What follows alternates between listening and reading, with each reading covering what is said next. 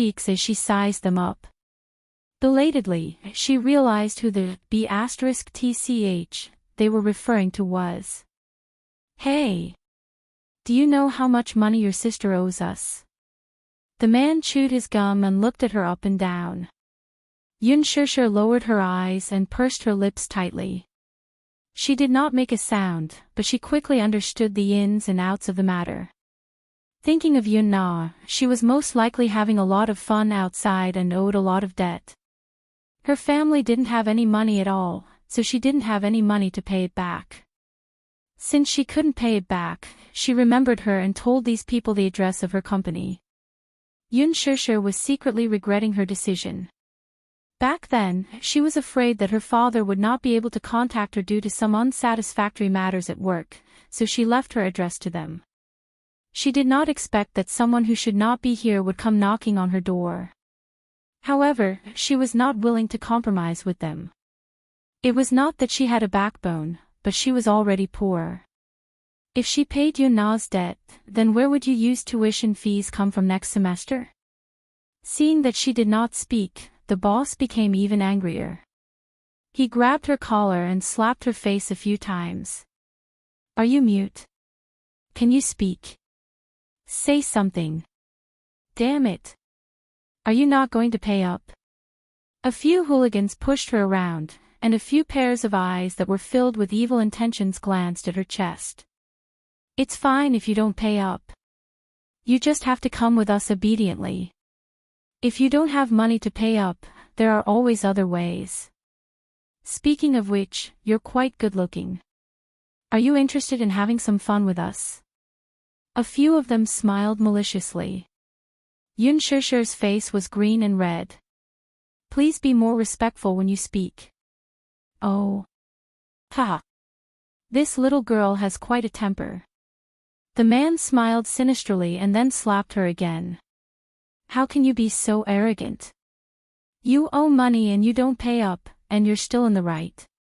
Yun Shishir slowly turned her face, and her hand secretly reached for the phone in her pocket. This small movement was caught by the men. One of them fiercely grabbed her wrist and slapped her phone on the ground. Of them, he stomped on it and crushed it. She was startled, and panic appeared in her eyes. You want to call the police? I didn't expect you are. The man spat and pushed her to sit on the ground. He kicked her hard on the shoulder and said, Call the police. Call the police. Boss. Didn't that be woman has a child? This woman has a son. Which kindergarten does he go to?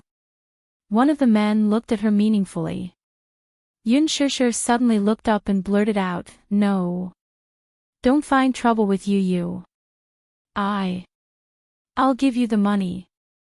She had always been very rational, but when it came to Yu, she would lose her cool. Chapter 24. When she returned to the office, she hurriedly withdrew her bank card. Her hands were trembling, and her eyes were stinging. After withdrawing a few thousand yuan, she finally paid off Yun Na's debt. The few hooligans counted the money with satisfaction and glared at her fiercely. Finally, they did not cause her any more trouble and swaggered away. When she returned to the company, the department in charge found her and called her into the office. They fired her on the grounds that she had brought a lot of trouble and losses to the company.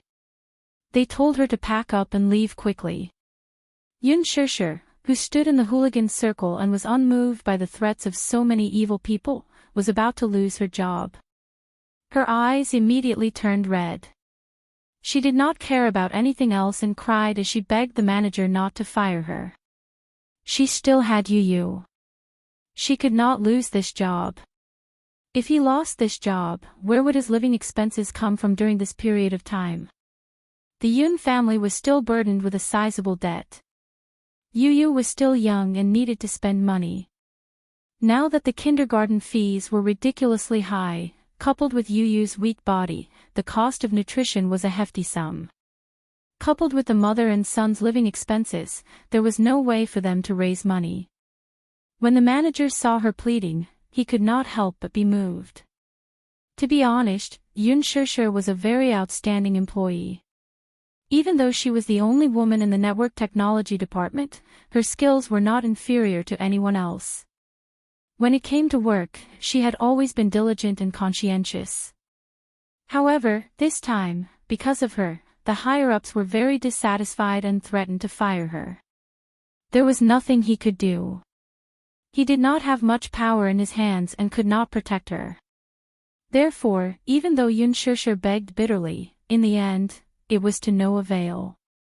When she got off work, she simply packed up and left the company. When the employees heard that she was leaving, some were happy, while others were worried. Most of them felt that it was better for Yun Shishir to leave as soon as possible. She was always in the limelight in the company and stole their promotion opportunities. Her abilities were outstanding, and her looks were outstanding. Even the department head liked her, and she received the most annual bonuses. Now that she was gone, they were much more relaxed. Some of her colleagues had a good relationship with her. When they learned that she had been fired, they felt sorry for her. They exchanged contact information with each other and sent her out of the company. Yun Shishir left the company and walked alone on the road in a daze. She hugged her bag and felt depressed. Perhaps it was because she had been too distracted with her head down. She didn't see the red light turn on, nor did she hear the roar of the sports car in the distance. She only heard an ear-piercing screech of brakes, so sharp that it almost pierced her eardrums. Only then did she react, but it was already too late. The speeding sports car brushed past her body and abruptly stopped not far away from her. Before Yun Shishir could react, the car suddenly brushed past her and she fell to the ground. In the intense pain, the skin on her knee was scraped. She suddenly came back to her senses. The documents in her arms fluttered to the ground. Yun Shishir looked up in shock. In her blurred vision, she saw an extremely luxurious high-end Porsche. The streamlined body of the car showed its nobility everywhere. Yun Shishir had seen the introduction of this sports car in a magazine before. It was said that it was a global limited edition and was custom-made. There were only 3 of them in the world. Chapter 25. Yun Shishir did not know if it was because of the pain or something else, but her eyes stung and became moist. She could no longer hold back her tears as they slid down her cheeks and dripped onto the ground. She was so upset that she started sobbing softly. She had been a vagrant since she was young. Even though she had a family later on, other than Yun Yeching, no one in the Yun family welcomed her. She had always been helpless. Now that she had lost her job, she really did not know what to do. The grievances that had been suppressed in her heart for a long time finally found an outlet. The unforeseen events in the past few days had already exhausted her. Just thinking about how she had just lost her job and was now penniless because of helping Yun Na pay off her debt, she did not know what to do now. All along, she had been very strong, so strong that she was almost stubborn. Even when she was in a difficult situation, she would only lick her wounds alone. No matter how tough and tiring it was, with Yu Yu by her side, she always felt that life was full of hope. However, reality hit her black and blue all over. Yu Yu had once told her that when she was in trouble, she just had to smile. Even a child knew this principle, but she could not do it well. Hence, she could no longer stop her tears from falling. Yun Shishir covered her cheeks in a sorry state. She sat on the ground and sobbed sadly. Not far away, the Porsche's engine stopped. The door opened, and a pair of expensive leather shoes stepped on the ground. Muyaja got out of the car gracefully and closed the door behind him. In his line of sight, he saw a woman in a white dress sitting on the ground motionlessly. She buried her face and cried like a pear blossom in the rain. She looked very pitiful. The girl looked very young, about 20 years old, but she looked a little frail. She wore a simple dress. Her soft, black hair was slightly messy from the wind and draped over her shoulders, covering her shoulders. Her attire was not eye-catching, but it did not detract from her beauty at all. Instead, it added a hint of fragile beauty, making her even more pitiful. Muyaja's gaze slowly narrowed, deep and distant. He did not know why, but this girl touched his heart slightly. He felt that she was somewhat familiar, as if he had seen her somewhere before. But now that her head was lowered, it was hard to see her face clearly. Mu Yaja's sword-like eyebrows raised slightly. He walked closer to her and elegantly squatted down in front of her. His phoenix eyes lowered slightly as he coldly glanced at the injury on her knee. On her fair and slender legs, there was a smear of scarlet blood. The dark red blood flowed down along the beautiful curves of her legs.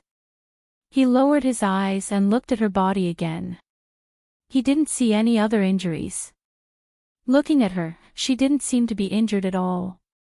Fortunately, the injury wasn't serious. It was just a scratch. But seeing her crying so sadly, as if she had suffered a great grievance, he didn't know what she was crying for. Now that it was in such a miserable state, it looked a bit like an abandoned cat. Mu Yaja saw it, but his expression did not change. His originally gloomy mood became even more gloomy. He always had the habit of racing on the mountain roads when he was in a bad mood. Just now, he didn't notice the figure on the road. Or maybe it was because she looked too thin and was wearing a white dress. She looked so weak that she could be blown away by the wind. Hence, he didn't notice her at all. It was only when he got close to her that he braked. Luckily, nothing happened. Chapter 26. Seeing her silently crying, Mu Yaja did not intend to waste any more time. He lowered his head and took out his wallet. He took out a few large bills and handed them over expressionlessly. To him, any problem that could be solved with money was not a problem at all. He just wanted to deal with this accident cleanly. Yun Shishir looked up slightly. His fingers were long and slender, with distinct joints. His nails were neatly trimmed, and he wore a diamond ring on his ring finger.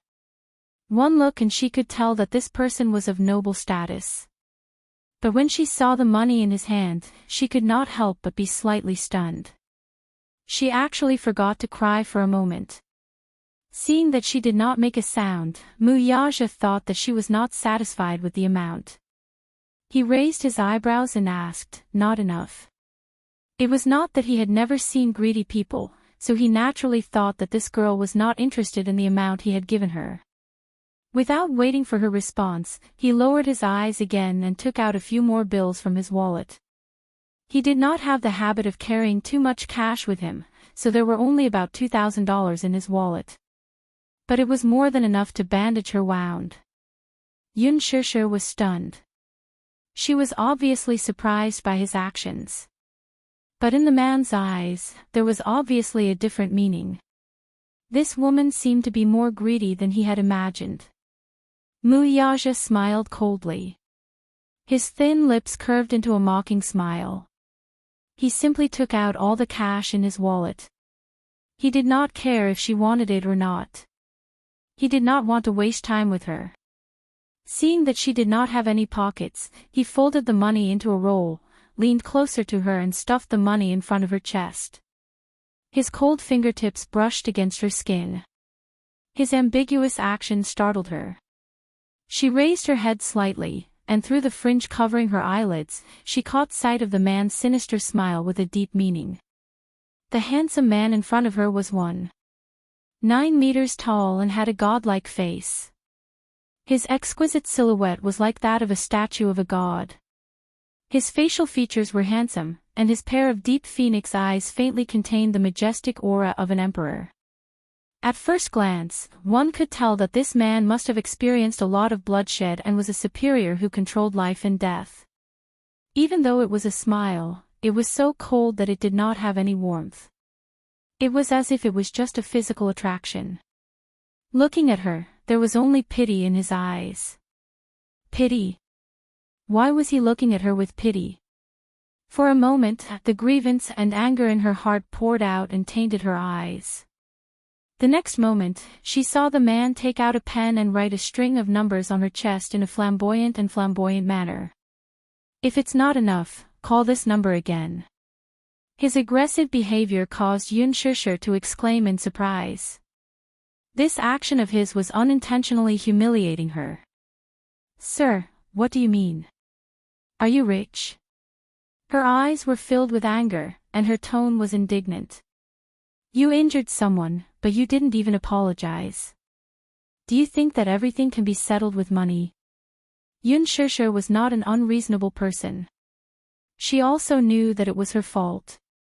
She did not pay attention to the road conditions, but he used such a condescending attitude to stuff the money into her chest like it was charity. This made her angry. Therefore, she only gave him a cold glare and didn't say anything else. After all, summer insects could not be compared to ice.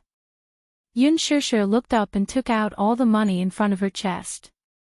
Her other hand pulled over his broad palm and slapped the money into his hand. Chapter 27. The moment Yun Shishir raised her head, that pair of misty eyes looked straight at him. The cold smile on Mu Yaja's lips suddenly froze.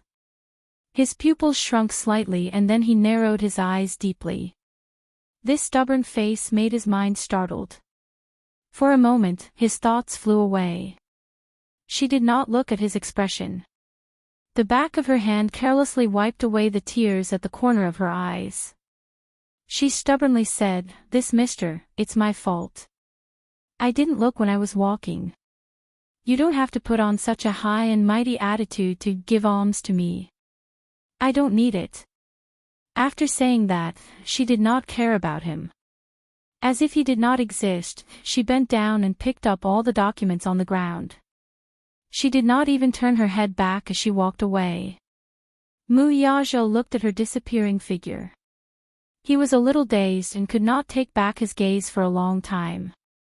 That stubborn look and expression suddenly pulled his thoughts 1,000 miles away. His memories suddenly came back. He vaguely remembered that night. The blindfolded girl under him was forced to bear all of his. He still remembered when he fiercely entered her delicate body. That tight feeling was so suffocating.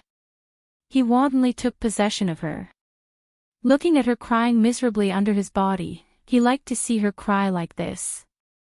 She was clearly such a weak girl. She was as fragile as a bubble that would burst with a touch.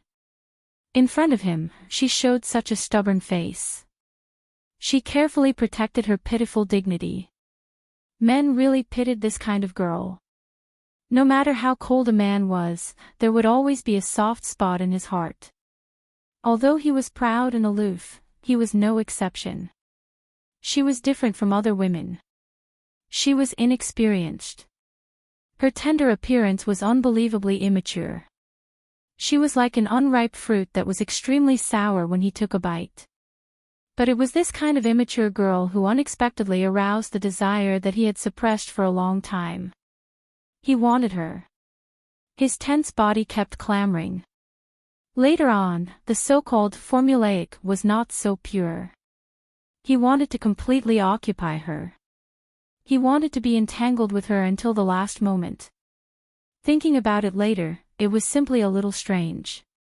When had he, Mu Yaja, been bewitched by a woman to the point where he was unable to control his own consciousness and was at her mercy? On top of her, his body was actually out of his control. He had always been a man with excellent self-control. After that day, he forced himself not to see that girl again. His intuition told him that she was a dangerous existence.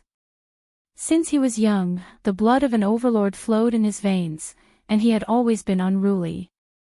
He was like a free and unrestrained wind, and he had always been overbearing and controlling others, and no one could restrain him. He did not like the feeling of losing control, whether it was with a woman or anything else. He subconsciously resisted this kind of restraint. However, his body was actually somewhat infatuated with this feeling. Mu Yaja smirked and turned around. Out of the corner of his eye, he caught a glimpse of a document on the ground. He slowly walked forward and picked up the document. It was the ID card that she had left behind. In her panic, she didn't notice that her identification card had fallen to the ground. Mu Yaja could not help smiling as he took out his phone. "Alan, check on someone for me." "Yes, President." "The name is..." On the ID card, there was a girl's shy and warm smile. Her watery eyes were bright and sparkling, as if they were filled with sunshine.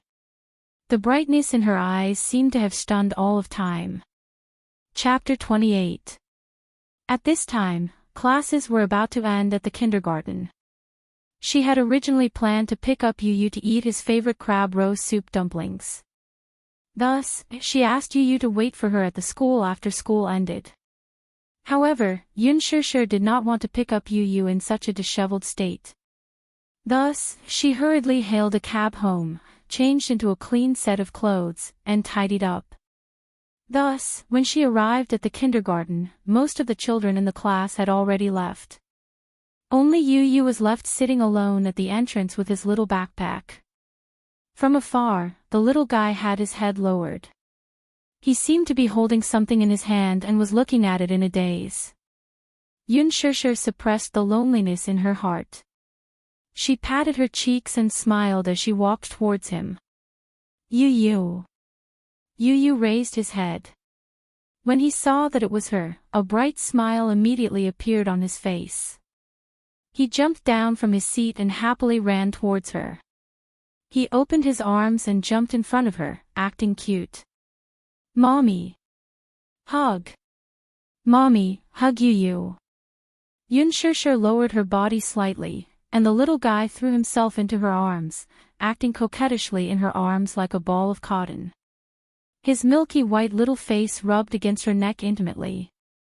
He pouted his little mouth and said with a little grievance, Mommy, why are you only here now?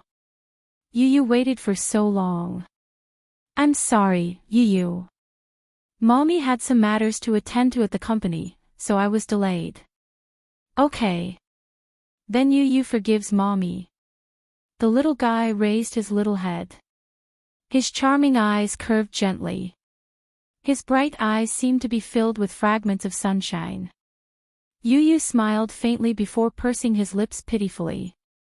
Patting his tummy with his little hand, he grumbled, Mommy, I can't take it anymore. Yu is starving. Mommy said that I would take Yu to eat soup dumplings today. When are we going? Yun Shishir's expression changed slightly when she heard this. She was in a difficult position. All the savings in his bank card had already been used to pay off the debt of that disappointing Yun Na. When she resigned today, the manager paid her this month's salary and performance bonus. However, it would only be transferred to her bank account tomorrow. Right now, she was really embarrassed. Crab dumplings were Yu's favorite food, but they were too expensive. She would only bring him there on special occasions or when she received a bonus. Yun Shishir felt a little bitter in her heart. She looked up at Yu and gently caressed his soft cheeks as she coaxed, Yu, let's eat at home today, okay? As soon as she finished speaking, the smile on Yu's face suddenly froze. He lowered his eyes in disappointment and pouted his little mouth. His brows furrowed slightly as he muttered softly, Mommy said that I can't go back on my words. He tightly clenched the piece of paper in his hand, his small white face flushed red from sadness. His teeth bit down on his lips, and his fine and thick black eyelashes were stained with a bit of watery moisture, his eyes brimming with tears. When Yun Shishir saw that the little guy was so aggrieved that he was crying, she immediately panicked. She hurriedly wiped away his tears and said sadly, Yu, don't cry. Mommy will definitely do what I promised you. Yu gently turned his face away. He seemed to be a little angry. After hesitating for a while, Yun Shishir gritted her teeth. In the end, she decided to tell him about her losing her job. She didn't want to leave a bad impression in his heart that she didn't keep her word. Chapter 29. I'm sorry, Yu. Mommy lost her job today, so... Upon hearing this, Yu looked at her in surprise. His eyes widened as he asked, why? Did Mommy do something wrong? Yun Shishir shook her head and stroked his fringe. No. Mommy will look for a job tomorrow. Mommy is so capable, I'm sure she'll be able to find a job with a higher salary. Then, I'll take you to eat soup dumplings every day. Okay. Yu Yu lowered his eyes and nodded obediently. While Yun Shishir wasn't paying attention, he hid the letter behind his back so that she wouldn't see it. He looked up and smiled as he said, "Mommy, let's go home." Yun Shishir obviously didn't notice his little movements, so she didn't know what he was hiding. It wasn't until a few nights later, after dinner, Yu Yu obediently cleared the dishes. He moved a small stool from the kitchen and washed the dishes clumsily. His tender little hands were washed with warm water and he was especially serious. He knew how to share some of the housework with Yun Shishir since he was young. He was so considerate that he didn't seem like a 6-year-old child. Yun Shishir rummaged through her cupboards and found an obsolete old cell phone. She inserted the SIM card into the phone and turned it on. Only then did she realize that Yu Yu's homeroom teacher had called her a few times. She called back. The homeroom teacher received her call and asked her about the kindergarten spring outing to the wildlife park. Yu Yu hadn't signed up for the outing a few days after the letter was distributed. Hence, the homeroom teacher called to ask his parents if they wanted to go. Yun Shishir was slightly taken aback. Obviously, she didn't know about this. Hence, she quietly rummaged through Yu Yu's small school bag behind his back and took out a neatly folded list. On the other end of the call, the homeroom teacher sounded a little cautious. She was afraid that she would say something inappropriate. With all due respect, Yu Yu must really want to go on a spring outing with the children. Moreover, the fee isn't much. Does your family have any financial difficulties? Yun Shishir hurriedly said, "No. I'll pay the fee tomorrow." She hung up the call with a complicated expression. Looking at the form, she picked up the pen and signed her name on it. Dishing Financial Group. When Mu Wanru walked into the president's office, she saw that Mu Yaja was not there. His assistant, Alan, was putting a thick stack of files on the table. When he saw Mu Wanru, he immediately bowed his head and greeted her with a smile. "Mrs. President." "Okay," Mu Wanru replied. She looked around and asked, "Where is Chairman Mu?" He replied respectfully, "Oh, the CEO is not in the office." "Where did he go?" Mu Corporation and Yayuan Group have an investment proposal in the afternoon. "I don't know when he will be back." "I see." Mu Wanru nodded. Her gaze then stopped on the thick stack of files on the table. She walked over and picked it up. She raised her head and waved it at him. "What is this?" Alan was stunned. After a moment of hesitation, he replied, "This is the information that the CEO asked me to investigate yesterday." "Information? I should be able to see it, right?" Mu Wanru asked tentatively. Chapter 30. Aaron did not answer and just kept his head down.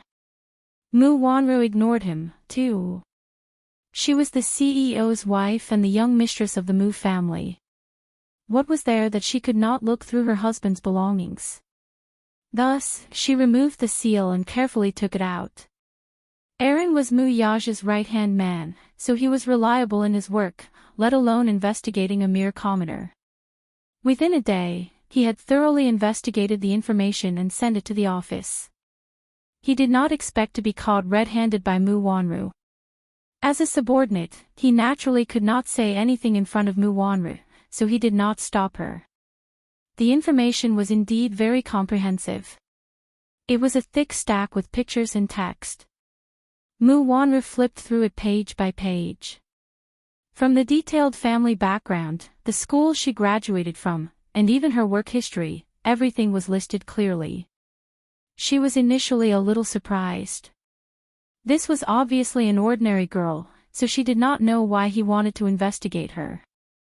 However, the more she read, the more she felt that something was amiss. Yun Shishir. She had a vague impression of this name, but she could not remember it clearly. It was only when she browsed to one of the pages that her expression changed abruptly. This was actually the girl who had been her surrogate 6 years ago. It was no wonder that she found this name familiar. 6 years ago, she was engaged to Mu Yaja, but she was found to be infertile. This girl was personally selected by Grandpa Mu. Mu Wanru was slightly puzzled and even uneasy. She did not understand why Mu Zhizhe wanted to investigate this girl. According to the information, this Yun Shishir actually had a 6-year-old son named Yun Tianyu. Yun Tianyu, 6 years old. The same age as Yichen. Mu Wanru slowly narrowed her eyes. She vaguely remembered that the surrogate girl was pregnant with identical twins. However, because they were born prematurely and the twins' nutrients were taken away by the older brother in the mother's womb, the younger brother stopped breathing when he was born and was pronounced dead. She suddenly had an ominous feeling. She hurriedly flipped through a few pages and found Yun Tianyu's information. She read it word by word seriously. When she reached the end, her palms grew colder and, at the same time, anger rose in her heart. There was also a stack of photos in the file. She hurriedly took out all the photos and flipped through them one by one. The first few photos were of a beautiful boy, and the background was in a kindergarten. She had always investigated from the kindergarten. His delicate features and handsome silhouette were exactly the same as Xiao Yichen's. This instantly confirmed her guess. Her fingertips suddenly tightened, and the photos in her hands. Mu Wanru bit her lip hard. Could it be that the child did not die? Or could it be that this child had been hidden by that woman for the past 6 years? Mu Wanru's heart started to panic as waves of chills ran through her body. What exactly was this woman's intention? That child clearly did not die, so why did she not mention it? Could it be that she wanted to use this child's custody to extort a large sum of money from the Mu group? Perhaps, her ambition was not limited to this. Perhaps she wanted to use this child to make other plans for the Mu group. After all, in terms of blood, she was the real mother of these 2 children. As for her, although she was now the young mistress of the Mu family and the wife of the CEO of the Mu group, she had no blood ties with these 2 children. Chapter 31. Since ancient times, a mother's status depended on her son. It was the same for wealthy families. Mu Wanru's face gradually turned pale, and her fingertips trembled slightly. Alan, who was standing by the side, saw that her face was a little strange. He cautiously asked, "Mrs. President, what's wrong?" "Nothing." She pretended to be calm as she replied. However, when she flipped to another photo, her gaze suddenly froze, as if she had pierced a hole in the photo. In the photo, the young girl was wearing a bachelor's gown, standing at the entrance of the university, revealing a bright and gentle smile. Mu Wanru was stunned. She obviously couldn't believe it and flipped to another photo. There weren't many photos of Yun Shishir, only a few. However, this face left an indelible impression in Mu Wanru's heart. It's her. Impossible. It can't be so coincidental. Mu Wanru could no longer hide the panic on her face. She put the photo aside and took the information about Yun Shishir in her hands again. Previously, she didn't pay much attention to it, so she skimmed through it quickly. However, now, she read through it word by word. Until her gaze stopped at the words, "Welfare Institute," she was so shocked that she paused. Her heart suddenly felt uneasy. Mu Wanru opened and closed her mouth slowly. Her eyes were glued to the document, but she was unable to utter a coherent sentence. Alan saw her in a daze and glanced at the information. He mistakenly thought that she didn't understand, so he explained it to her. Yun Shishir. Her biological parents are unknown. Her background is unknown. When she was 6 years old, she was sent to the Welfare Institute. When she was 8 years old, she was adopted by the Yun family. This year, she is 23 years old. She graduated from St. Roland Women's University. She is also the girl who was a surrogate for you 6 years ago. Welfare Institute. Mu Wanru looked at the black and white words on the white paper. While she was in a daze, her memories flew back to the day when she first met her, 15 years ago. Xingda Welfare Institute. At that time, Mu Wanru was just an orphan waiting to be adopted. Because of her likable face, she was well liked in the orphanage and was revered as a princess. Many children were willing to play with her. However, the children in the orphanage were different from the children outside.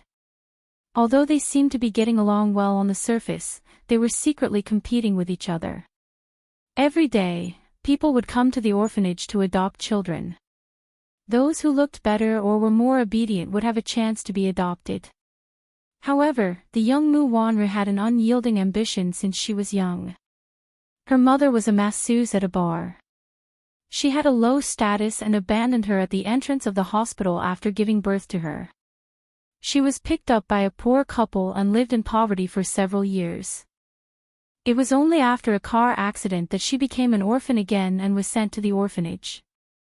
From that day on, she told herself that she wanted to live a good life and be adopted by a rich person. One day, a 7-year-old girl arrived. She heard that her mother had passed away, so she was sent here. Although this girl was dirty from head to toe, her appearance was very delicate and beautiful. Mu Wanru saw that the girl had a jade pendant on her. It looked expensive, so she took advantage of the fact that the girl was asleep and took the jade pendant for herself. When the girl woke up and found that the jade pendant was gone, she cried and made a fuss. However, Mu Wanru was very prestigious among the children at that time. No one believed that she had stolen the jade pendant. No one believed the girl's words. Chapter 32. Until one day, an elderly man who looked like a rich man came to the orphanage and summoned her. The elderly man took out a token from his pocket. It was exactly the same as the jade pendant. When they were pieced together, they were a perfect match.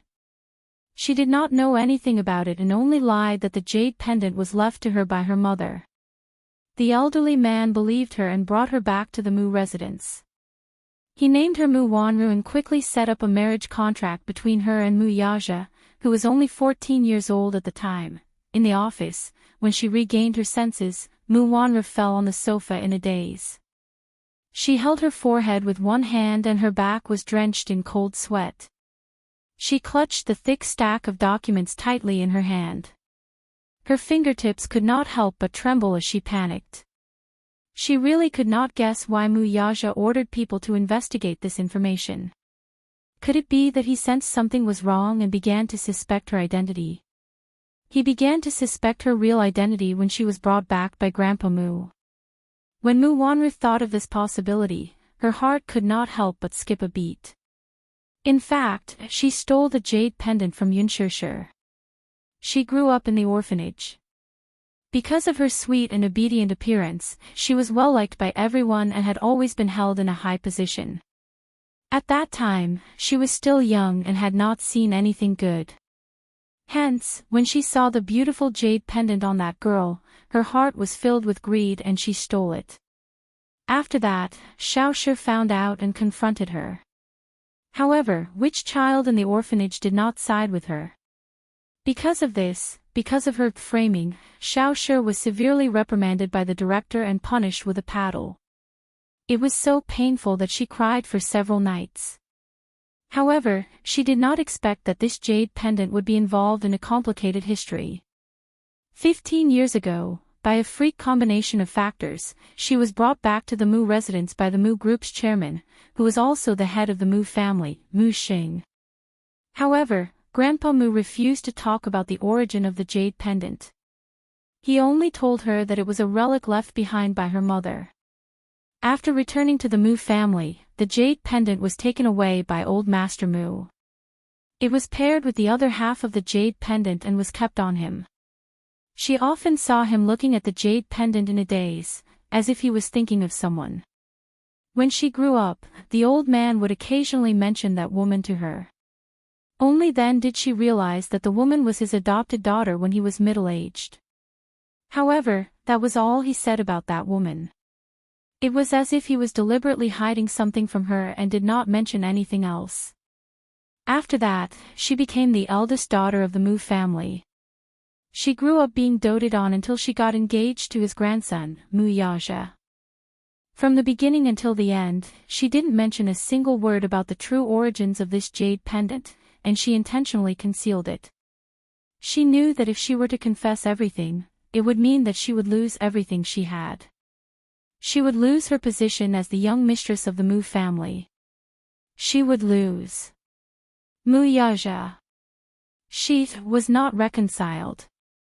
She was unwilling to let go, and she did not intend to return everything to the original owner. She admitted that this was a little selfish and unfair to that girl, but she did not regret it. Now that she had everything, her greed had made her lose herself. Chapter 33. When she first entered the Mu family, she felt a little guilty and apprehensive. After all of this did not belong to her but to that girl called Xiaoshi. However, happiness came so suddenly that everything in front of her seemed to be nothing more than a dream. It was as if everything was just a dream the moment she opened her eyes. However, when she opened her eyes again, she was still in that princess-like room and lying on that big, soft bed. Mu Xing sat beside her. His stern face could not hide his loving expression. He was so gentle toward her and indulged in her to the core. Whatever she wanted, he would satisfy it one by one. Mu Wanru lacked parental love since she was young. She had never lived in such affluence, so she was immersed in this sudden happiness. However, the one who made her so selfish that she wanted to own everything was that man. The Muse were the capital's rich and powerful family, and Wuxia was a man that many rich ladies flocked to. He was so outstanding that it was unimaginable. Why did God dote on him so much that he was so extravagant that he was not stingy with giving him so much? His family's wealth could rival a country's, his godlike appearance, his noble and arrogant status, and his stunning talent and gifts. Every single one of these would make one's eyes red with envy, and he had them all. She started to be greedy and obsessed with this man, so much so that she lost herself. God had never mistreated her. Although she was the Mu family's young mistress and the CEO's wife, she had snatched them from others.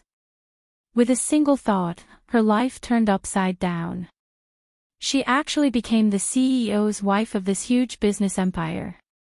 At first, she was still uneasy, but later, she gradually felt at ease and enjoyed everything that did not belong to her. However, fate seemed to love to play tricks on people. Ironically, she was born infertile. Although Mu Xing used many of his connections in the medical field, it could not be cured. What was more ironic was that the surrogate he had hired was actually her, the real owner of this jade pendant. Mu Wanru was already drenched in cold sweat as she felt a sense of crisis. After so many years, they finally met again. 9 years ago, she snatched away her jade pendant and took everything that belonged to her.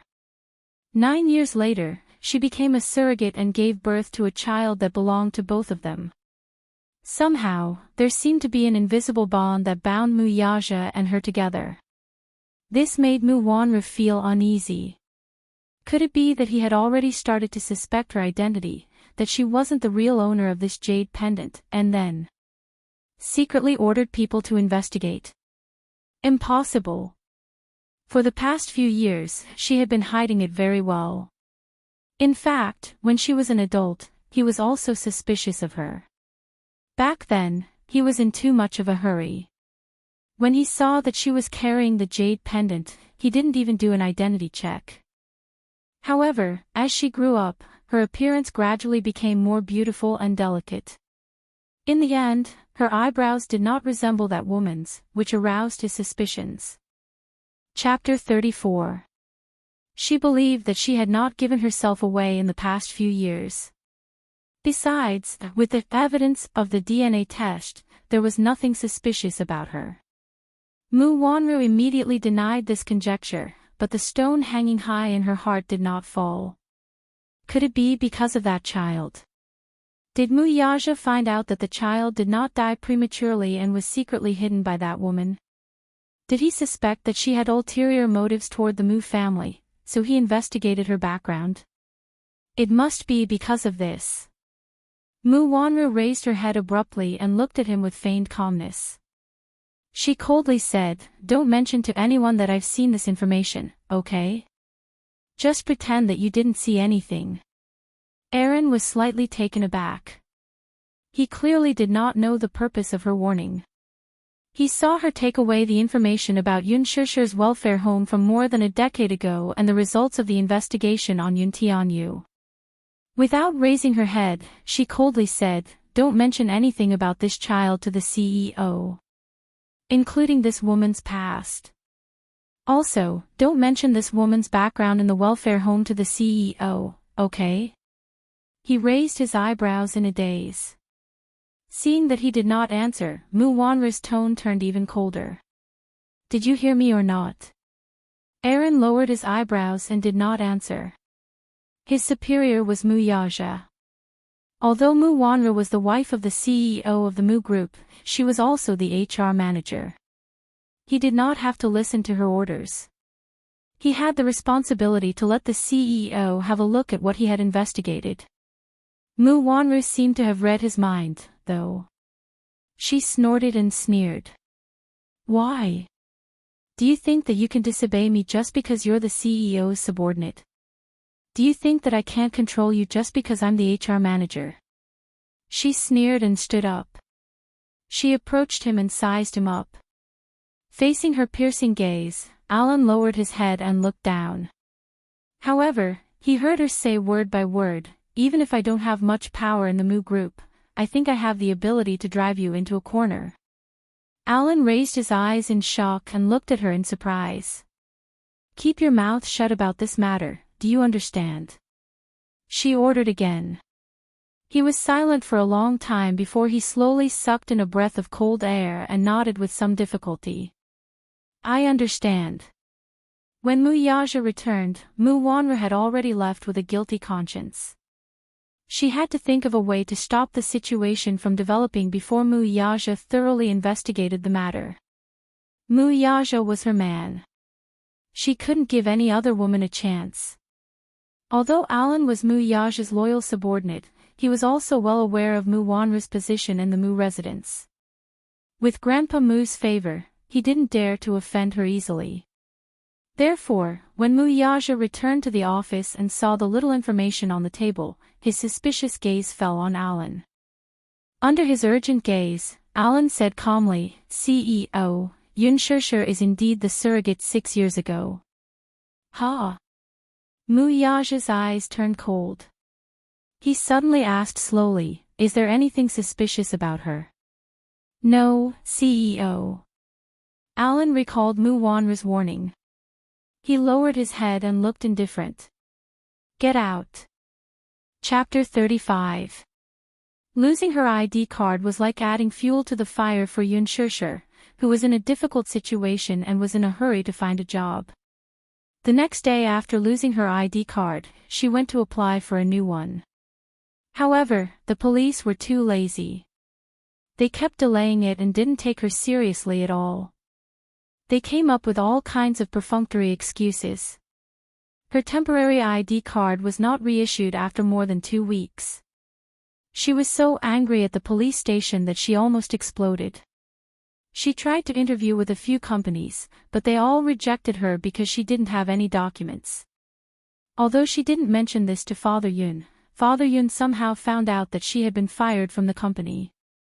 He didn't know the reason, but he didn't say anything and just gave her a sum of living expenses. Her good friend, Xiao Shui, who had just returned to China, found out about this and generously lent her a sum of money to help her get through her current predicament. Xiao Shui was her best friend in high school. They were close to each other and were as close as sisters. At that time, the rumor that Yun Shishir was pregnant and had a child was all over the school. Everyone suspected that she was being supported by the boss. Only Xiao Shui defended her without hesitation. They had originally agreed to study abroad together, but Yun Shishir didn't go because of family reasons. Xiao Shui hated her to death at that time and ignored her for a while. In the end, the misunderstanding was resolved. Now that Xiao Shui had returned to China, Yun Shishir brought Yu to welcome her back. The moment they met, Xiao Shue's eyes were brimming with tears as she pulled her into her arms and hugged her tightly. After 3 years of separation, Yun Shishir couldn't help but tear up and feel emotional. Just as Xiao Shui was about to complain about her missing the appointment, she caught sight of Yu standing beside her from the corner of her eye.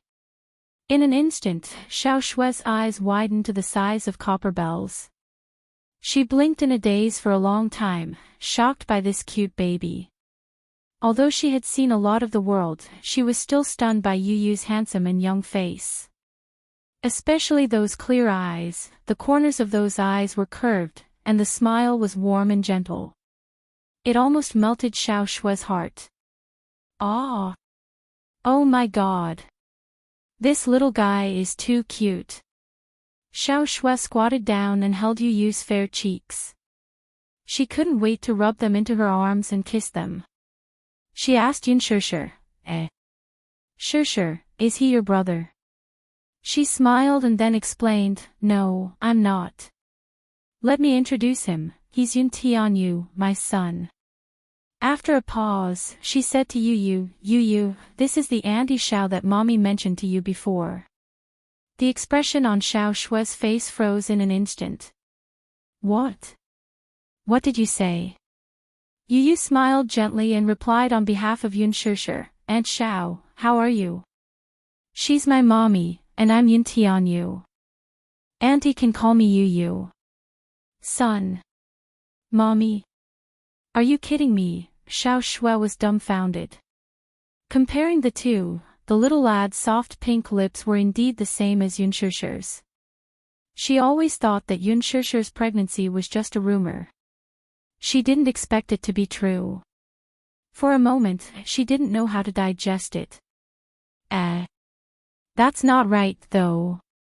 This child looks to be 6 or 7 years old. Calculating the time, he was born before the new year, which was a year before she went abroad.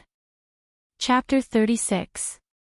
Xiao Shui nodded and brought her to a Western restaurant that she used to love the most.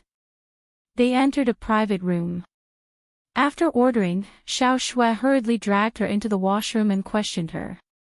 Yun Shishir did not want to hide the truth from her, but she did not want to delve into the past, so she only gave a brief explanation. Xiao Shui's heart ached when she heard this. That stepmother of yours actually treated you like that. She's simply heartless. I found it strange. Back then, father also mentioned that the Yun family's fate was at stake 6 years ago. They owed a lot of debts, but they were cleared in a year. I didn't expect you to sacrifice so much. Why? Yun Shishir smiled lightly. I know how to repay kindness, don't I? Besides, it's all in the past. Since it's for the Yun family, then it can be considered as me repaying father for raising me. The difficult time in the welfare home, where she was bullied, was a nightmare in Yun Shishir's heart. If Yun Yeqing had not adopted her, she would not have been able to bear the humiliation at that time. Even after that, Yun Yeqing's fatherly love for her did not diminish. Moreover, the time after giving birth to Yu was difficult. Thinking about it now, it was as unbearable as an abyss of suffering. Now that this matter was mentioned, she did not feel any pain or itch. To have such a heartwarming son like Yu was a gift from the heavens. She was already grateful. 6 long years. No matter how deep the memory was, it would fade away. Then, Xiao Shui was afraid that she would be sensitive and carefully asked, aren't you afraid that Yu will be snatched away by his biological father? Yun Shishir's eyes blurred for a moment as she recalled that man. She then said, that's why I want to keep Yu's background a secret. No one will mention it, and no one will be able to snatch Yu away. She did not know who Yu's father was, nor was she interested in knowing. It had nothing to do with her. Yu was her most cherished treasure. She would not allow anyone to snatch him away. Even if it was his biological father, he still couldn't do it. Seeing that she didn't seem to want to talk about it, Xiao Shui didn't pursue the matter any further. A look of envy appeared on her face. That's great. To have such a charming son. When she returned to the private room, she couldn't help but pounce on Yu. She pinched his little cheeks and said, Yu, you're so cute when you smile. As she spoke, she put on her standard coaxing expression. Yu, come with Auntie, okay? Auntie will take care of you, bring you to eat good food and have fun. Yu put down the teacup in her hand and elegantly wiped her fingers with a wet towel. Then, she revealed a charming smile and said, Auntie, Mommy told me not to go with strangers. I'll be abducted and sold. Xiao Shui was stunned. During the dinner, Xiao Shui suddenly asked her, Sure, you're so beautiful. Have you ever thought of going to Huanyu Entertainment? Huanyu Entertainment. Yun Sure raised her eyebrows in surprise. However, Xiao Shui glared at her with a look of disdain. Huanyu Entertainment is preparing to shoot a movie recently. They're holding a nationwide audition for the female lead. You can give it a try. After all, acting used to be your dream. Yun Sure smiled slowly. She was a university student majoring in arts and media. She watched helplessly as she stepped into the entertainment industry. It was just a step away. However, she gave up on this dream because her family's fortunes had declined.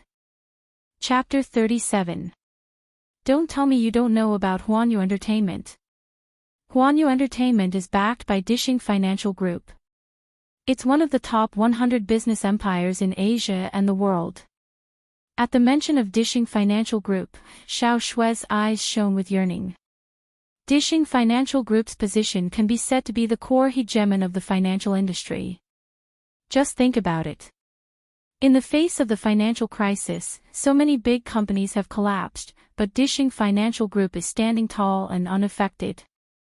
Moreover, the CEO of Dishing Financial Group is a legendary figure. He's young, has a prominent family background, and is as rich as a country. So many socialites flock to him. With such a strong backer like Dishing, Huanyu Entertainment is like a leader in the entertainment industry. At the mention of Dishing's CEO, whom she had seen on TV, Xiao Shui immediately started talking. In front of Yun Sure, she could not wait to gossip about his 18 generations of ancestors. However, Yun Sure was not interested in this and interrupted her helplessly. Why are you talking about it as if it's a god? Is it that exaggerated? I say, you've seen too little of the world, haven't you? Everyone in the capital knows about Dishing Financial Group's prominent position. You don't know who the mayor is, but how can you not know about Dishing? Xiao Shui said mysteriously, I heard that even the important government officials of the country have to give Dishing some face. Xiao Shui paused, and then a look of admiration appeared on her face. To be honest, from what I know, this Dishing CEO's net worth is immeasurable. No one can say for sure whether his net worth is in the tens or hundreds of billions. This man of the hour is very mysterious in front of the media. He's too mysterious. You've gone off topic, haven't you? Yun Sure sipped her coffee coolly. Xiao Shui looked helpless. Sure, don't tell me you've really given up on your dream back then. Acting was indeed my dream.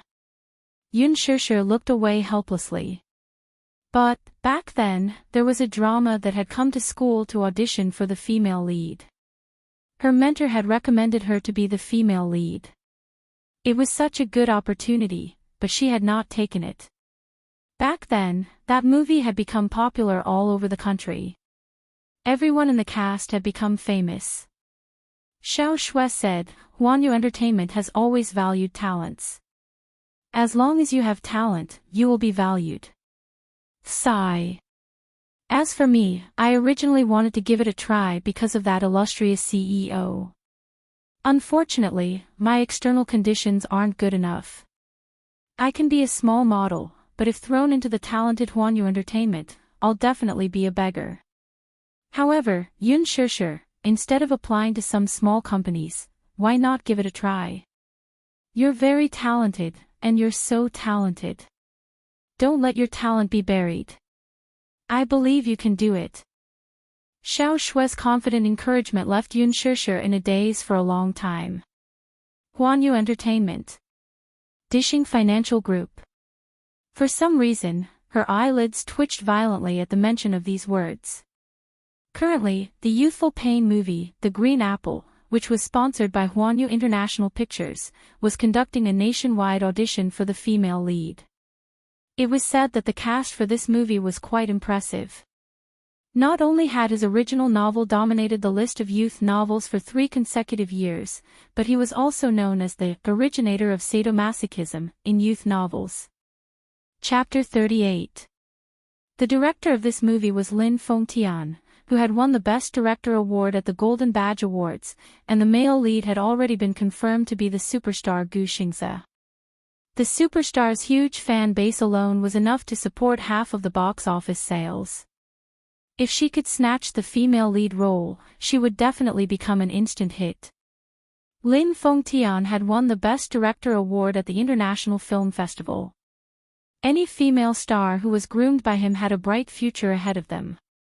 Many celebrities would do anything to be in his movies. That night, Yun-na also brought up this matter. At the dining table, she suddenly put down her bowl and chopsticks and looked at Yun Yiqing seriously. "Dad, I want to discuss something with you. I hope you can agree to it." Yun Yiqing coldly glanced at her. "What is it?"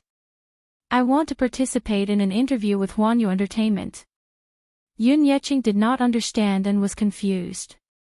"What interview?" "Oh, my. Dad, don't you know? Huanyu Entertainment has invested in a movie based on a famous novel. The male lead has been confirmed to be Gu Xingze. The director is now conducting nationwide auditions for the female lead." Yun-na paused for a moment.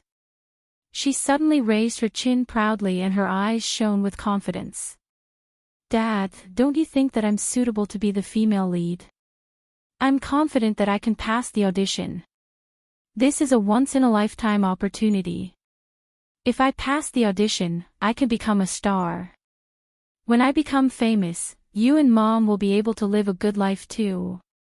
After I get paid, I can bring you guys on a vacation, live in a good house, and drive a good car." As Yun-na spoke, she glanced disdainfully at Yun Shishir from the corner of her eye. Yun Shishir only lowered her head to eat. No one knew what she was thinking. Yun Yiqing could not help but frown when he heard this. "Can't you find a stable job to think about all these things all the time?" "Dad, I have the capital to be a star. Why should I find those ordinary jobs?" Yun-na did not know whether to laugh or cry as she refuted. Yun Yiqing sighed and shook his head. He said meaningfully, "Dad suffered from being uncultured back then. You should settle down while you're still young. Go to an adult university and find a stable job. Don't do these crooked things all the time." "Dad, why are you so stubborn? What do you mean by dishonest practices? Being a celebrity is very profitable. Just filming a movie can earn you hundreds of thousands. It's no longer the era where you can live a good life just by studying well." Yun-na was annoyed by his old-fashioned way of thinking. Yun Yiqing only focused on picking up the food and did not say a word. Yun-na said patiently, "Dad, don't you think the place we live in is very poor?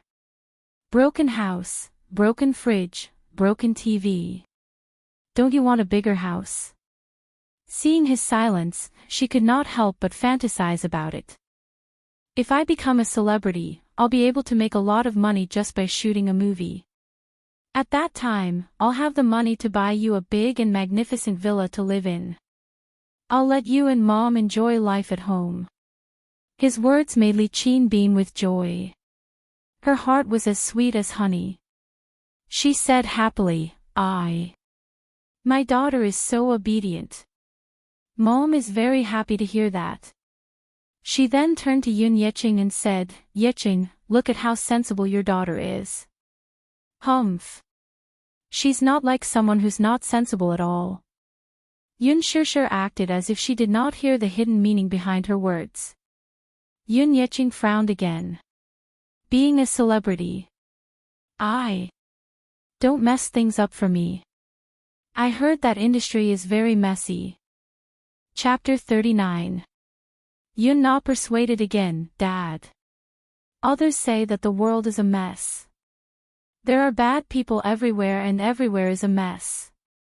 Actually, as long as you are firm, you won't have to be afraid of going astray. Li Qin also said, Yeqing. What our daughter said makes sense. It's rare for her to be filial and want to earn money to show filial piety to us. Shouldn't we support our daughter's idea? A woman like Li Qin, who was greedy for wealth and splendor, had spent all her energy on Yun Na. She was eagerly waiting for Yun Na to climb up the social ladder and make a name for herself in a wealthy family. Although Yun Na was different, they were still mother and daughter. Obviously, they were jackals of the same tribe. Hypocritical and vain, they were only willing to share the joys but not the hardships. She usually paid attention to the entertainment headlines. When she saw those star-studded actresses walking on the red carpet of the International Film Festival, she was amazed. She often saw those actresses who married into rich families and became phoenixes in the headlines. She was very jealous. In her heart, those who could step into this rich and vain circle would be able to climb up the social ladder. Yun Yeqing lamented again and again, That's enough. If you like it, then go ahead. You're not a child anymore. Since you have your own plans, then go ahead and give it a try. Don't blame me for not reminding you, though. That circle is no doubt a tiger's den for a child like you who has no social experience. Dad is old and powerless, so I can't protect you. When the time comes, don't blame me for being useless. Late at night. When Yu climbed into bed to sleep, Yun Shishir sat in front of the computer and searched for job postings online. She originally wanted to enroll in finance in university, but she accidentally entered the art department. She was quite talented in the art field, and with her unique looks, she was not inferior even when compared to A-list celebrities. Out of curiosity, she clicked on Huanyu Entertainment's official website. What entered her eyes was a luxurious web page. The news of the national audition for the female lead of The Green Apple dominated the headlines. The investment for this movie was huge. If she could get the opportunity to play the female lead, she would definitely become famous overnight and have a magnanimous career path in the entertainment industry. Having a magnanimous career path meant that she would be able to earn a lot. It was not that Yun Shishir was not tempted. She looked at the notice board and saw that Huanyu was looking for an artist assistant. She made up her mind. A few days later, she got her ID card. Early in the morning, she sent Yu to kindergarten and took a taxi to Huanyu Entertainment with her prepared resume. Early in the morning light was faintly discernible, and the air was filled with the faint fragrance of grass. When they arrived at Huanyu Company, they saw a long queue at the entrance. Yun Shishir was a little shocked by this scene. She had never seen such a shocking scene before. She was secretly surprised. Could it be that there were so many competitors applying for the assistant position? After asking around, she found out that she had bumped into the first audition for the female lead of The Green Apple. Other than the girls who had rushed over to participate in the audition with dreams of becoming stars, there were also many die-hard fans of Gu Xingze. The male lead had been confirmed for him, and the director had decided to use a new actress for the female lead. The film crew started the nationwide audition.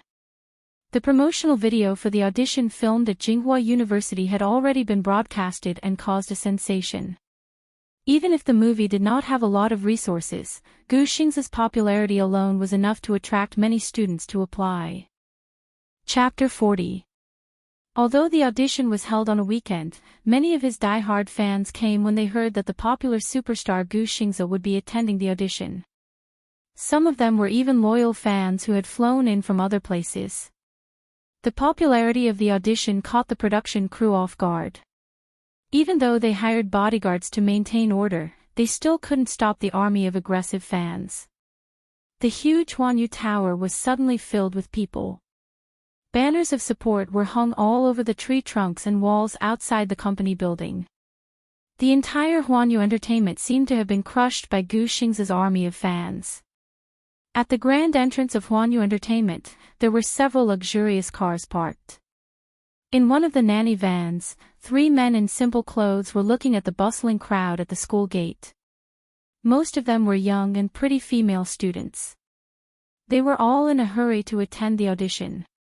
All of them were dressed to the nines in order to maximize the director's attention during the audition. Director Lin. I don't mean to say this, but these female students are pretty good looking. Look at the one in the white dress. She's quite stylish. Doesn't she look like Yin Xiaochuan in the original novel? Oh. And the one in the black dress over there. I think this young lady is well prepared. She must have read the original novel. In the novel, Yin Xiaochuan wore a black dress like this when she first appeared on the school stage.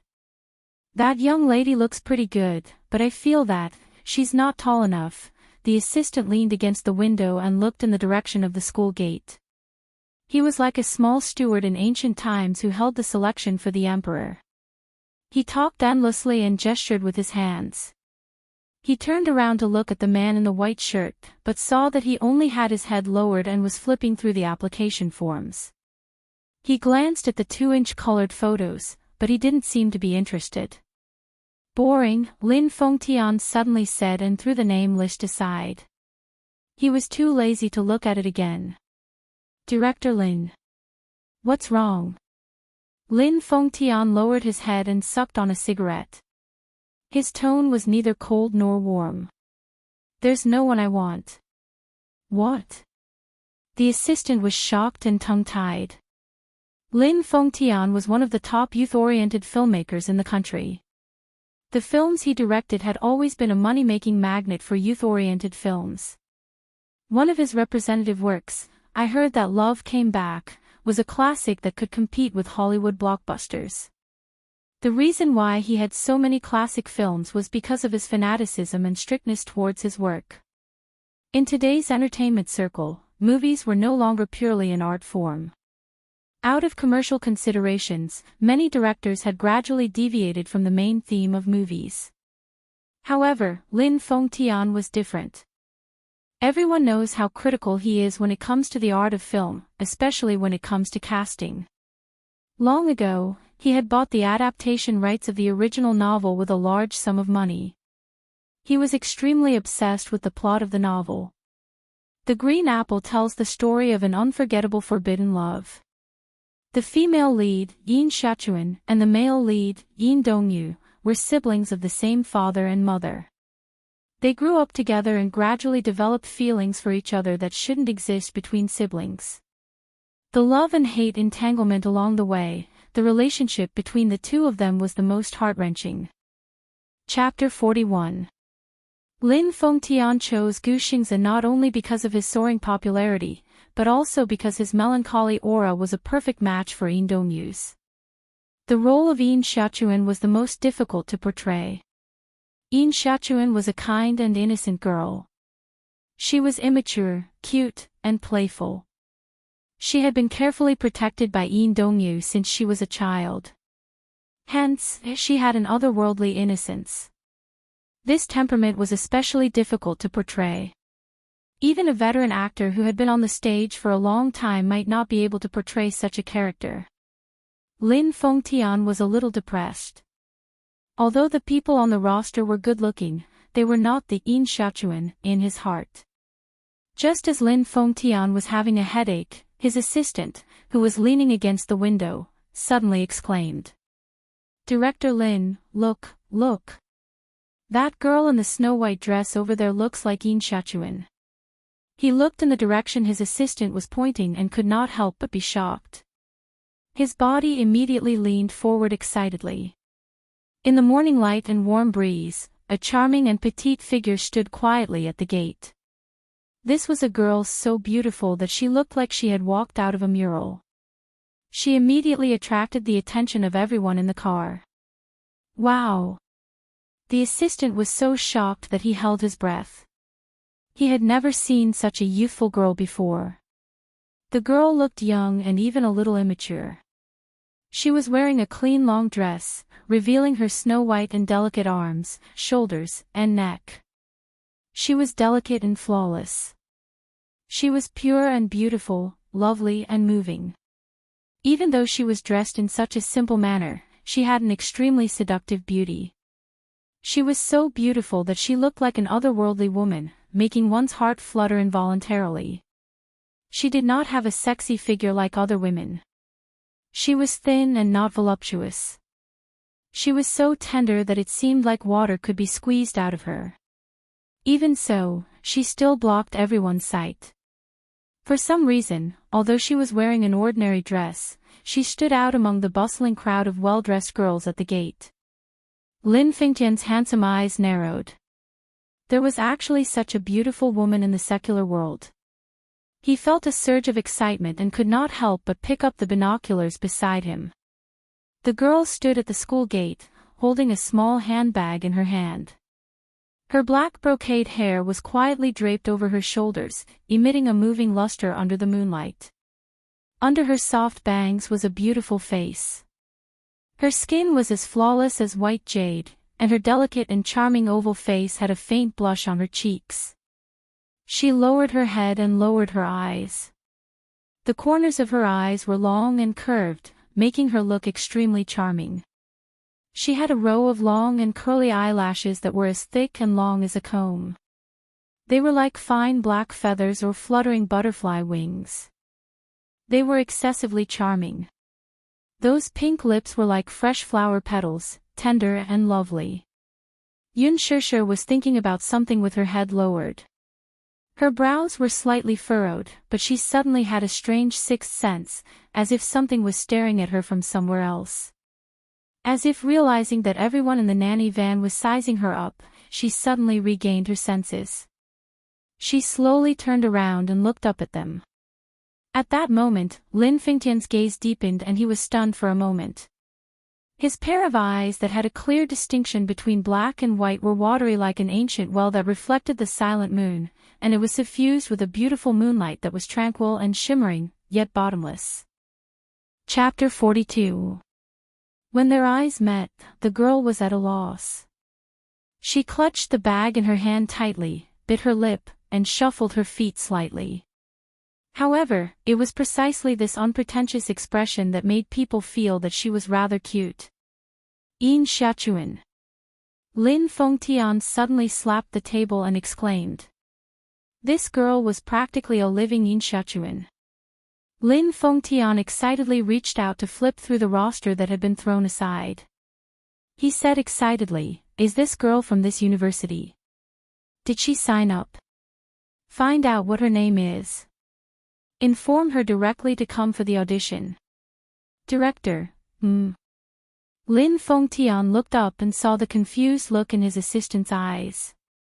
"We can just get out of the car and invite the girl to the audition. That way, we won't have to waste any effort." He sighed helplessly. Wasn't this director too excited? Lin Fengtian slapped his forehead and said, "That's right. Why didn't I think of that?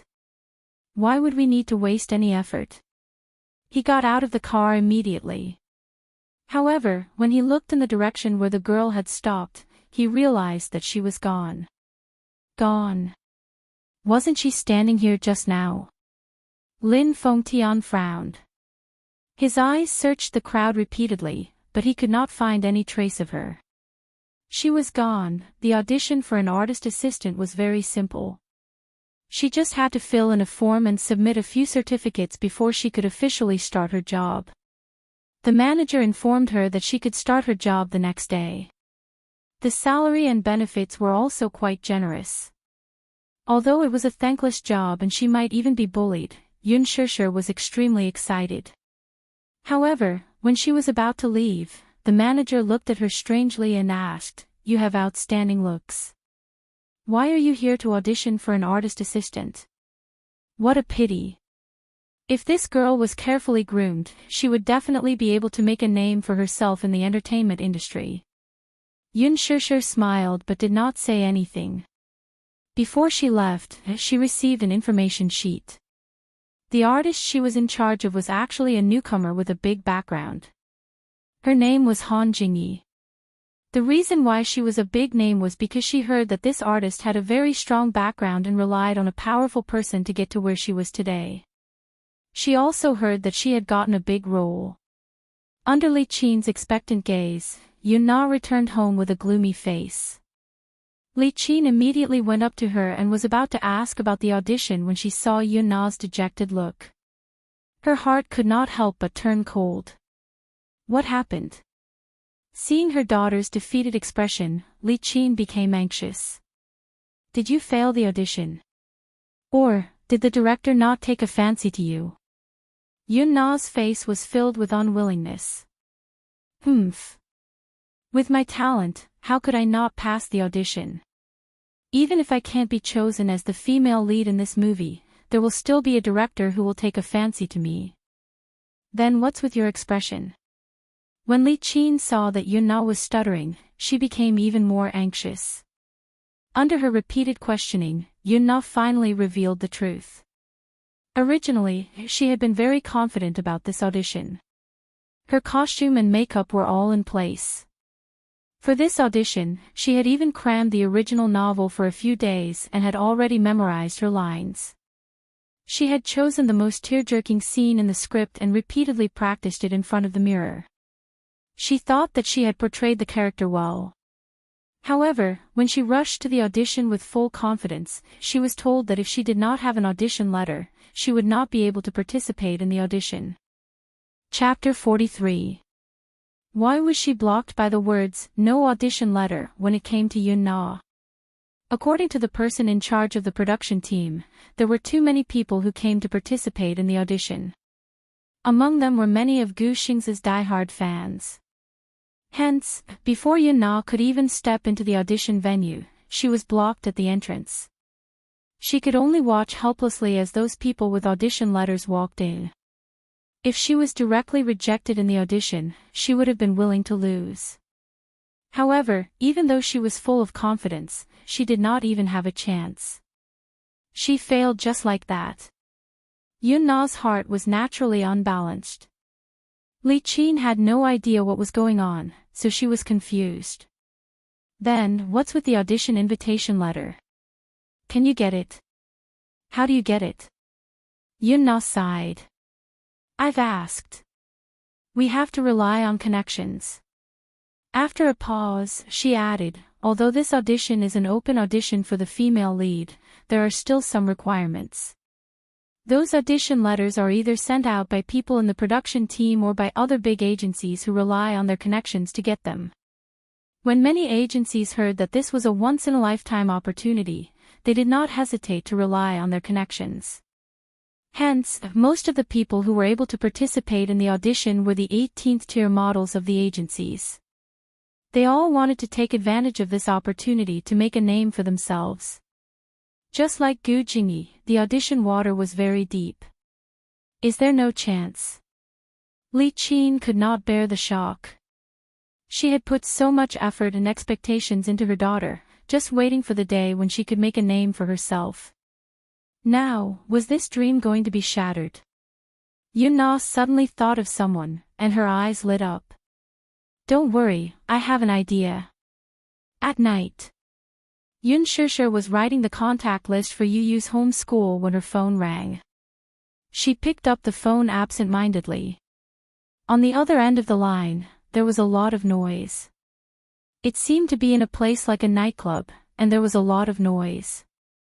Hello? Hello? Yun Shishir raised her eyebrows in confusion. No one answered the phone for a long time. She was about to hang up when a man's rough voice came from the other end. Are you Yun Na's sister? Yes. That person said, she's dead drunk now. I can't wake her up no matter what. Can you come and pick her up? Yun Na again. Why was he always causing trouble? Yun Shishir subconsciously wanted to refuse. She didn't want to clean up her mess anymore. She had treated her and Yu like that, and in the end, she had indirectly caused her to lose her job. What else did she want? She was drunk, so what did it have to do with her? However, Yun Shishir's weathered face suddenly appeared in her mind. She couldn't help but clench her fists and stare blankly for a long time. Seeing that she did not reply, the person on the other end repeated hello for a long time. She let out a long sigh and asked, "Where are you?" Gabriel. Gabriel's was a famous nightclub in Beijing, and it was famous for its extravagant spending. Therefore, most of the people who came to Gabriel's for entertainment were rich and young masters, but there were also some hooligans who came here to have fun. Therefore, Gabriel's was also famous for being messy. Drugs, gambling, shady dealings, and transactions. Once night fell, this place would become a dark treasury. There were often news of people exchanging gunfire here, and there were heavy casualties. However, even though it was so chaotic and serious about social security, Gabriel's was different from other nightclubs. It had a very powerful background, and the people above it were very influential. Therefore, many people didn't dare to touch it. Chapter 44. As soon as Yun Shishir stepped into this foul place, she was choked by the smell of smoke. Along the way, the unrestrained looks of men and women entered her eyes. The air was filled with the smell of debauchery, and the private room was a scene of drunkenness. Under the guidance of the waiter, she walked into the private room that the man mentioned. Just as she entered, Yun Shishir smelled a strong smell of alcohol and smoke. The private room was filled with smoke, and the music was very loud. A few young men with the most popular hairstyles were drinking heartily. He looked around and saw Yun Na lying on the sofa in a drunken stupor, unconscious. When the few youths saw her, they all raised their heads and whistled loudly. Yo! She's really here. This chick is quite pretty. Her figure is not bad either. She looks much more attractive than those young ladies. Someone else chimed in, that's right. It's rare to see such a pure and innocent girl nowadays. I wonder what it's like to be in bed. It must be wonderful. The filthy words were unbearable to the ears. When Yun Shishir heard those hooligan words, her heart trembled slightly. With a bang, the waiter behind her respectfully closed the door. She stood there awkwardly, unable to move her feet. To be honest, after that incident, she was extremely afraid of these hooligans and wanted to turn around and leave. A young man with a green dragon tattoo on his arm stood up and stepped over the table. He strode forward and grabbed her wrist. He smiled maliciously. You just arrived and you want to leave already. What about your sister? Yun Shishir looked back hesitantly and glanced at Yun Na. She braced herself and said, I'll take her away. I'll leave now. You're leaving now. The young man grinned and frowned. Don't. How disappointing. Come and drink with us. The young man put his hand on her shoulder and introduced the men on the sofa to her one by one. Come, let me introduce you. This is the boss of our bar street, Brother Chang. The ones sitting next to him are Brother Leopard and Brother Hu. Yun Shishir couldn't stand it anymore.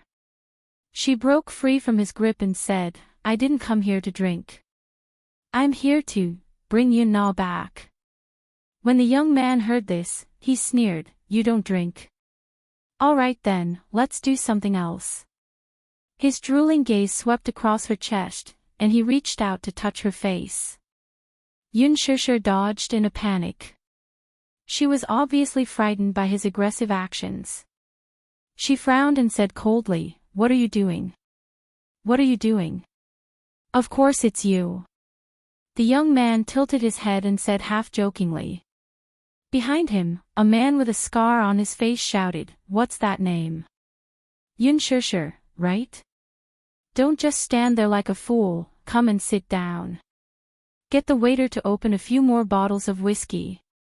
Yun Shishir shook her head and glanced hesitantly at Yun Na. I don't drink. I'm leaving. With that, she turned around and wanted to leave. The young man quickly grabbed her wrist and pulled hard, pulling her back. Yun Shishir exclaimed and struggled, but how could she resist the young man's wrist strength? He glanced at her from head to toe and said disappointedly, Hey, don't be like this, okay? This little sister is young and doesn't know anything. As her elder sister, don't you know the rules? Yun Shishir frowned. What do you mean? Chapter 45. The young man laughed, and someone behind him mocked loudly, Your sister doesn't know her place. She came to us to ask for drugs to play with when she has no money on her. She's been clinging to us every day. She owes us $200,000.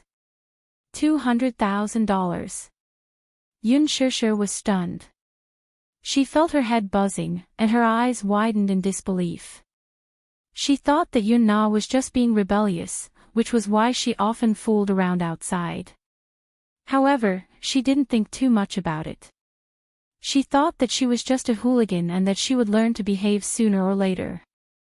However, she didn't expect her to be so fierce that she even dared to play with drugs. She even owed these people $200,000. $200,000. Even if she sold her father's apartment, she might not be able to repay this debt. She was stunned on the spot, and her body was as stiff as a rock. The young man beside her muttered, Playing with drugs when you have no money. How boring. Tell me, how are we going to get this money? Do we have to go and get it from you personally? The person called Brother Chang had a cigarette in his mouth. He was having fun with a sexy woman in his arms. He put out the cigarette and said with a smile, The younger sister can't afford it, but the older sister should have money, right? Yun Shishir's eyes dimmed. I don't have money. She couldn't even afford $20,000 or $2,000, let alone $200,000. The young man glared at her in disappointment. No money. Brother Chang, this woman said she has no money. $200,000 isn't a small sum. Brother Chang heard this and smiled obscenely. You don't have money. If you don't have money, you can pay me back with other things. The young man immediately understood. He lowered his head and looked at her lecherously. He was very satisfied with her delicate face. Look at how pretty you are. Playing with Brother Chang for a few days will be enough to make up for it. Young lady, you should be happy. If it were those women outside, we would really look down on them. No. Yun Shishir refused immediately. The young man was so angry that he laughed. He patted her cheek gently and pointed at Brother Chang. Hey, don't be ungrateful. Do you know who this is? He's the boss of a bar street in the capital. How dare you refuse him? You're courting death. He practically forced her onto the sofa. Changgu hugged her and pulled her over. He poured a glass of whiskey with one hand, wiped the white powder on the rim of the glass with his fingertips, and handed the glass to her. The wine splattered all over the table. Drink this wine. Yun Shishir looked at the swaying wine in the cup, and her breathing gradually quickened.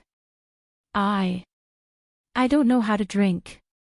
Not to mention whiskey, she couldn't even touch beer. Her body was allergic to alcohol, and she would get drunk with one sip. Not to mention a glass, even a sip would make her unable to leave this place. Brother Chang clicked his tongue and frowned. What? Are you not going to give me face? I really can't drink. Yun Shishir clenched her fists tightly. She didn't know what to do. You refuse a toast only to drink a forfeit. When Brother Chang saw that she wasn't going to budge, he raised his head and gave the young man beside him a look. The latter understood. He stepped forward and clasped her jaw, forcing her to open her mouth. He forced the glass of whiskey into her mouth. Large mouthfuls of whiskey rushed into her nose and throat, accompanied by a strong smell of alcohol. At that moment, she felt suffocated and was caught unprepared. She choked a few times, and the burning alcohol slid down her throat. It was so strong that her face immediately turned red, and it was so spicy that tears flowed out. She didn't know where she got the strength, but Yun Shishir pushed the young man away. The wine glass fell to the ground and shattered into pieces. Chapter 46. With an unknown strength, Yun Shishir pushed the young man away, and the wine glass fell to the ground and shattered into pieces. She clutched her throat desperately, bent over, and coughed non-stop. After vomiting a few times, she felt a burning sensation in her stomach, as if a raging fire was burning. Pure whiskey, full of strength, with plenty of aftertaste. She had only drunk half a glass, and in the blink of an eye, she felt a little dizzy. She was dizzy, and the world was upside down. Her head was so dizzy. So dizzy that she could barely tell the direction, and her consciousness was gradually fading. Yun Shishir wanted to stand up, but her body was swaying left and right. Her whole body was weak, and her limbs were numb. Just as she stood up, she fell back onto the sofa. Immediately after, there was a burning sensation in her lower abdomen, as if the fire in her body was burning more vigorously. Yun Shishir held onto the table, sweating profusely. No wonder she got drunk so quickly and so fiercely. There was something else in the glass besides alcohol. Brother Chang grinned, revealing his dark yellow teeth. He smiled and sighed. This passion-hunting powder is really good stuff. Hee hee. This is a must. How can something that I got be bad? The young man smiled maliciously, then looked at Yun Shishir's pained expression, and his heart ached. Brother Chang, if you're tired of this girl, can you let us play with her for a few days? TSK, this woman really has a face that brings disaster, hee hee. You like her? Brother Chang smiled. Sure, when I'm tired of her, I'll give this woman to you. The few of them nodded and smiled respectfully. Thank you, Brother Chang. Brother Chang, I've already reserved a private room for you. Hee hee, the presidential suite. On the sofa, Yun Na opened her eyes and sat up. Where did the drunkenness come from? Her eyes were clear and bright. She glanced at Yun Shishir, who had already lost her mind, and her lips curled into a sneer. Brother Chang. Are you satisfied now? How is she? I didn't lie to you, did I? Look, is she worth what I owe you? Yun Na sat over and said with a sweet smile, this sister of mine is very pure. Unlike those seductive women who sat on the stage, their bodies were also very clean. If it was placed in the night market, it could be sold for at least tens of thousands of yuan per night. Brother Chang, you've profited. Yes. It was indeed worth the price. Forget about the money. It was worth more than a few 100,000, it was worth millions. Brother Chang laughed and hugged Yun Shishir. Obviously, he was very satisfied with her. All right then. Thank you, Brother Chang. As Yun Na spoke, she thought of something and said humbly, Brother Chang, don't tell anyone about me. Don't let her know that I'm behind this. Otherwise, my dad will kill me. I know. He said impatiently. Yun Na giggled and said, don't be anxious. This person is yours for the whole night, there's no need to rush. You see, about the selection of the female lead. I'm a man of my word. Enough. Get lost. Don't disturb me. Brother Chang's mind was now full of Yun Shishir, so he did not have the time to care about her. He nodded without thinking much. A few of his subordinates had already opened the door for him. He half-hugged Yun Shishir and left the private room. Suddenly, a strong wind blew outside the window. The wind rattled the windows. Yu woke up from a nightmare. She sat up in bed and looked to the side. Mommy was gone. Mommy. Chapter 47. At the 6-star Crown Hotel. The presidential suite was decorated luxuriously. It was stylish, elegant, and luxurious. At the table, Wuxia looked at the ugly faces of the hypocritical politeness with an expressionless face. He could not help but feel annoyed.